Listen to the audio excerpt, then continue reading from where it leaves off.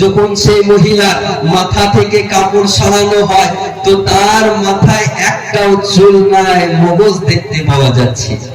আল্লাহু আকবার বলেন। এত ভয়ানক চেহারা।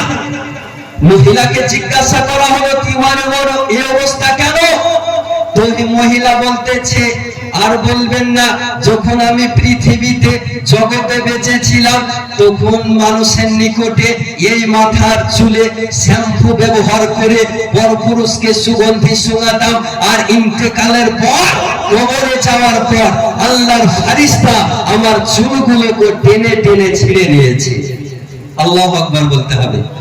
যখন তার মুখের কাপড় সরানো হয় তো তার ঠোঁটগুলো নেই, বড় বড় দাঁত দেখতে পাওয়া যাচ্ছে। ওই দুইজন মোড়ল জিজ্ঞাসা করে তোমার অবস্থা কেন?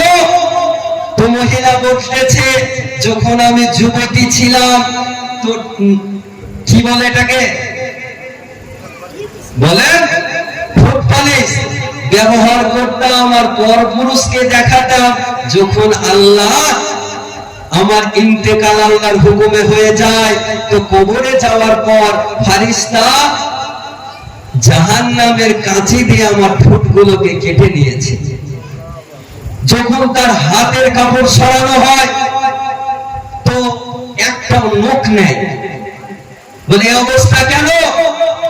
বলে আর বলবেন না, যখন আমি যুবতী ছিলাম, ইয়াং ছিলাম, তো আমি 5 আঙ্গুলে 5 রকমের নেল পালিশ ব্যবহার করতাম, আর আল্লাহর ফেরেশতা কবরে যাওয়ার পর আমার নখগুলোকে জাহান্নামের কাঁচি দিয়ে কেটে নিয়েছে।